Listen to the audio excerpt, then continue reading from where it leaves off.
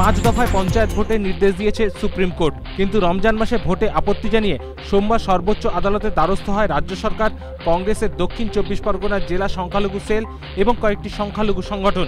প্রত্যেকেরই আবেদন ভোটের দিন পরিবর্তন করা হোক।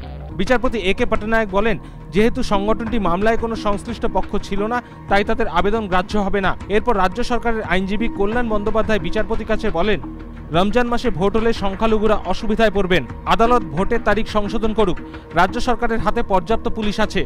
রমজান শুরু হওয়ার আগে 9 তারিখের মধ্যেই ভোট শেষ করে দিতে পারবে। বিচারপতি এ.কে পটনায়ক বলেন, শুক্রবারই মামলার নিষ্পত্তি হয়ে গিয়েছে।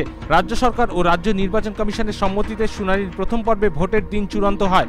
তাই ভোটের দিন সংশোধনের আর্জি আর গৃহীত হবে না। এরপর বিচারপতি বলেন, আবেদনকারীরা মনে করলে পুনর্বিবেচনার আর্জি দাখিল করতে পারে। আদালত বিষয়টি ভেবে দেখবে। এদিকে এ.কে পটনায়কের বেঞ্চ আবেদন গ্রাহ্য না করায় সুপ্রিম কোর্টের প্রধান বিচারপতির বেঞ্চে যান সংখ্যালঘু সংগঠনটির আইনজীবী মুকুল রোহতাগি। গৃহীত হয় আবেদন। একই কায়দায় তড়িঘড়ি সুপ্রিম কোর্টের প্রধান বিচারপতি আলতামাস কবিরের এজলাসে হাজির হন রাজ্যের আইনজীবী কল্যাণ বন্দ্যোপাধ্যায়।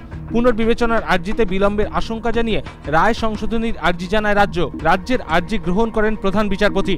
মঙ্গলবার কংগ্রেসের দক্ষিণ 24 পরগনা সংখ্যালঘু সেল সংখ্যালঘু সংগঠনের আর্জির সঙ্গেই বিচারপতি এ.কে পটনায়ক ও ফকির মোহাম্মদ ইব্রাহিম কালিফুলিয়ার এজলাসে রাজ্যের আবেদনের শুনানি।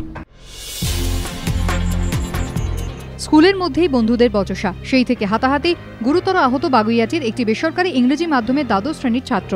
স্কুল সূত্রে খবর, সোমবার তৃতীয় পিরিয়ডের পর 2 সহপাঠীর সঙ্গে বচসায় জড়িয়ে পড়ে দ্বাদশ শ্রেণীর ওই ছাত্র। তাকে 2 সহপাঠী বেধড়ক মারধর করে বলে অভিযোগ। মাথায় গুরুতর আঘাত লাগে তার। প্রথমে তাকে তেঘরিয়ার একটি নার্সিংহোমে নিয়ে যাওয়া হয়। অবস্থার অবনতি হওয়ায় স্থানান্তরিত করা হয় কলকাতার একটি বেসরকারি হাসপাতালে। রাতে বাগুইয়াটি থানায় অভিযুক্ত 2 ছাত্রের বিরুদ্ধে এফআইআর করেন আহত ছাত্রের বাড়ির লোকজন।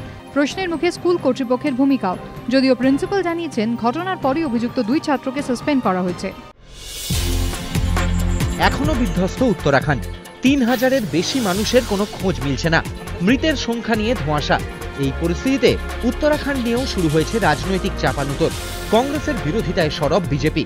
লোকসভায় বিরোধী দলনেত্রী টুইটারে অভিযোগ করেন, উত্তরাখণ্ডের পরিস্থিতি মোকাবিলায় ব্যর্থ কেন্দ্র ও রাজ্য সরকার। এই মুহূর্তে বিজয় বহুগুণার সরকারকে বরখাস্ত করা উচিত। এ নিয়ে কংগ্রেস নেতা তথা কেন্দ্রীয় তথ্য সম্প্রচার মন্ত্রী মনীশ তিওয়ারির প্রশ্ন, দুর্গত এলাকায় না গিয়েই কি করে সমালোচনা করছেন সুষমা স্বরাজ? বিজেপির পাল্টা যুক্তি, কেন্দ্রীয় স্বরাষ্ট্রমন্ত্রী সুশীল কুমার শিন্ডেই উত্তরাখণ্ডে যাওয়া নিয়ে বিরোধিতা করেন। সোমবার কলকাতায় সমাজবাদী পার্টির সাধারণ সম্পাদক রামগোপাল যাদবও অভিযোগ করেন, উত্তরাখণ্ডের পরিস্থিতি মোকাবিলায় ব্যর্থ কেন্দ্রীয় সরকার। এদিন নদী তীরবর্তী এলাকায় নির্মাণ কার্যের নিষেধাজ্ঞা জারি করেছে উত্তরাখণ্ড সরকার। মুখ্যমন্ত্রী বিজয় বহুগুণা জানিয়েছেন, উত্তরাখণ্ডের পুনর্গঠন ও পুনর্বাসনের জন্য একটি কমিটিও তৈরি করা হচ্ছে। উত্তরাখণ্ডের বিপর্যয়ের জন্য বিশ্ব ব্যাংক এবং এশিয়া ডেভেলপমেন্ট ব্যাংকের কাছ থেকে 2.5 থেকে 3,000 কোটি টাকা সাহায্য পাওয়া যাবে বলে মনে করছে কেন্দ্রীয় সরকার। এতদিন কংগ্রেস থেকে তৃণমূলে যোগ দিতে দেখা গিয়েছে প্রতিনিধিদের। সোমবার বিধান ভবনে গিয়ে কংগ্রেসে যোগ দিলেন তৃণমূলের আন্দামান নিকোবর দ্বীপপুঞ্জের পর্যবেক্ষক বিশ্বপতি বিশ্বাস। তিনি জানিয়েছেন, আন্দামান নিকোবরের বেশিরভাগ তৃণমূল নেতা এবং জনপ্রতিনিধি কংগ্রেসে যোগ দিয়েছেন।